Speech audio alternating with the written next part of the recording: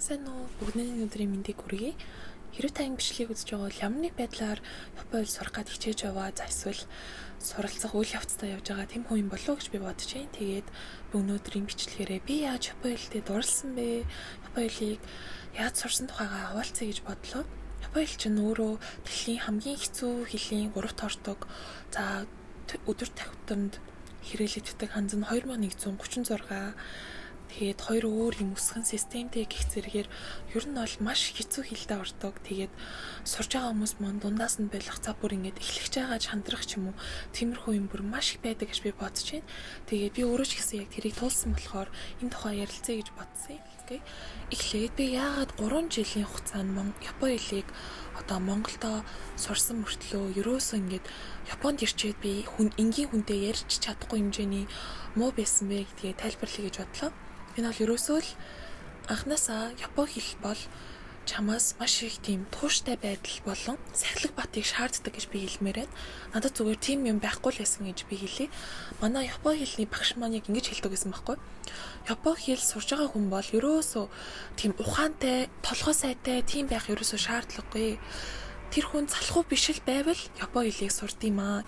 Японы бол ерөөсөө тийм одоо тэнэг болохоор чи сурч чадахгүй байгаа гэдэг ч юм уу тийм юм бол ерөөсөө байхгүй. Тэр бол үнэхээр үнэн байсан.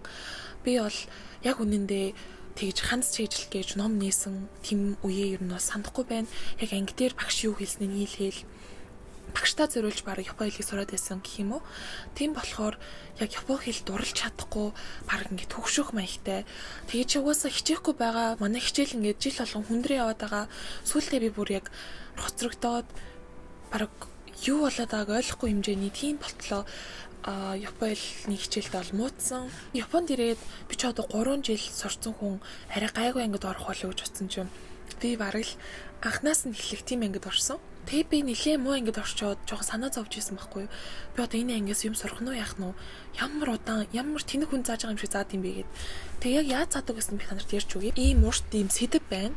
Тэгээд энэ сэдвийг бүтэн 7 хоног сурна за. Бараг заримдаа 2-7 хоног сурна. Артаа дөрөн байгаа, шинэ үг нь байгаа, ханз нь байгаа. Тэгээд зүгээр л нэг ихийг бүр маш сайн сурчаад дараагийн их рүү ордог байсан. Манай Японы хэлний одоо тэр сургуулийн маань арга барил гэх юм уу. Тэгээд би тухайд энэ одоо арай биш ээ гэж бодоо. Би болохоор л ингээл аль болох хурдан сурах гал амар яараал тэгж яхад амар удаан байсан. Суурийг маань ингэж гоё тавьж өгсөн болохоор цаашдаа миний одоо биеэрээ даад сурах маань ингэж гоё гинэ. Ингэж гоё явсан юм аа. Гоё явсан болоо гэж би бодтыг. Тэгээд ерөнхийдөө бол Японы хэлний сургууль маань оролт гаралт гэдэг имийг маш сайн хийлэгдэг байсан. Бид нар өөрсдийгөө илэрхийлж ярина. Бид нар өөрсдөө сонсоод аншобүн гэж юм байдаг. Аншобүн нь яг юу вэ гэхээр сонссон юм а давтаж хэлэх тийм дасгалыг бол бүр 7 хоногийн нэг өдөр заавал хийдэг. Хамтдаа гоё ингээ хүүхэд болгон өөрийгөө илэрхийлж ингээд анги тойроод асуултанд хариулж явдаг ч юм уу тийм имийг олгосноороо бид нар маш хурдан тийм төвшин бас ахаад хитрхи амар юм удаан санагдсан ч гэсэн одоо маш чанартайгаар сурсан гэх юм уу. Надад бол тийг санагдсан. Тэгэхээр би яг энүүгээр яг юу гэж хэлэх гээд байгаа вэ гэхээр хэл сурж байгаа бол бүх юмыг ингээд зэрэг авч явах нь маш зүг байд юм байна. Сонсох, ярих, за унших ханзаач гэсэн нөгөө талаараа яг бие даад сурах гэдэг бол үнэхээр хэцүү юм байна Японы хэлийг. Тийм болохоор чи заавал эхний ээлжинд суурай ч юм уу багштайгаа тавиад тэгээд цаашаа бол асуудалгүй шүү дээ. Чи өөрөө сурахад бол ямар ч асуудалгүй гэж би бодож байна. За тэгэхээр нэгдүгээрт оролт гаралт чухал байх нь, хоёрдугаарт суурай багштай тавих нь чухал байх нэ. За тэгээ гуравт гэх юм бол чи яг юунд дуртай юм бэ? Тэрнтэйгээ Японы хэлийг ингээ холбоо. Энийг тэгтээ хүн болгон амар хэлдэг штэ тий. Би ч гэсэн амар их сонсоод ямар худлаа зөвлөхөө гэж боддог байсан байхгүй. Тэгтээ одоо бол өөрөө бол тэрийг бүр амьдралынхаа өдөр тутамд ингээ ашиглаад явж байна. Тэгээд би болохоор нэг тийм анимд бол туртай яг багтаа үздэг байсан ч гэсэн чи жоохон том болоод аним туртай байхаа болцсон. Тэгээд би бас өөрөө нэг мангаас уншдгоо болохоор яа гэм блэ гэд нэлийн ингээд хайсан гэх юм уу. Би яг юунд туртай байж болох вэ? Би яаж Японы юутайгаа холбож болох вэ гэд нэлийн хайж байгаад тэгээд би ерөнхийдөө бол ийм шоунуудад нэлээд дуртай Тэгээд би ялангуяа бас юм загварын шоу маа юм нүүр будалтын шоу маа үзэх нэлээд дуртай. Тайтл болон аудиогоо чи Япон нэрээр тавьчихна. 刺激的で向上心のあるものを作らなくちゃならない。君たちはそれができなかった。でも冒険はここから始まる。頑張って。どうも。ナレージュ、ロレーナ。君たちは高い評価を受けているデザイナーだ。参加してもらえて光栄だって。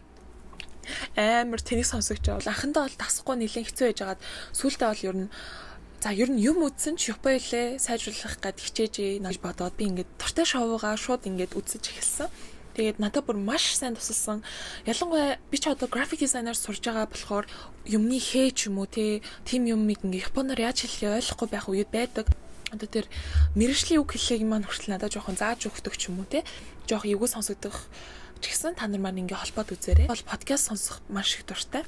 Тэгээд энэ BST with Hana гэдэг миний тартай би бол энийга одоо заримдаа өглөө босоод ч юм уу зүгээр ингээ нүрээ бодож байхдаа хажуудаа тавиад орхичдаг.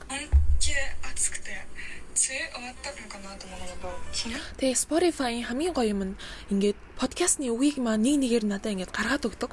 Тэгээд би энийг ингээд заримдаа жоох мэдгүй харуул шууд ханзаа хараад ч юм уу ингээд юу вэ гэд хайж агаад ерөнхийдөө бол үгсийн сан мангаа ингээд ер нь бол энэ охин чинь яг гоё юм өдөр тутмын гоё юмнуудыг ярьж байгаа байхгүй юу. Тэгээл ер нь бол жоохон натуралаар яаж ярих вэ гэдэг энэ охиноос нэлээд сурдаг ч юм уу те. Энэ болохоор миний яг амьдралдаа хэрэгжүүлсэн хамгийн гоё арга байсан. Тэгээд ерөөсөө битгий өөрийгөө залхаа гэж хэлмээр байна. За тэгээ өргөжлүүлээд бүгдээрээ GLBT буюу Япон хэлний төвшин тогтоох шалгалтын талаар ярих гэж бодлоо. Төвшин тогтоох шалгалт нь өөрөө 5 төвшин байдаг. N5-аас N1 хүртэл. Энэ миний тэнцэн гэдэг баталгаа маань байна. Одоо N1-ийнхаа хүлээж байна гэсэн. Ерөнхийдөө бол 6 сарын хугацаанд надаа N2-оос N1 төвшөнд шилжих хугацаа байсан байхгүй юу. Тэгээд би за ерөөсөө хугацаа бол маш бага байна. Яавал би богино хугацаанд авч болох вэ гэд нэлийн одоо хүмүүсийн YouTube-ийн бичлэг хайж агаад яг шалгалтанд маань орж ирдэг үгсийн санг өөрөөсөө гаргаад авцсан. Тэгээд тэр үгс дээрээ ажилласан.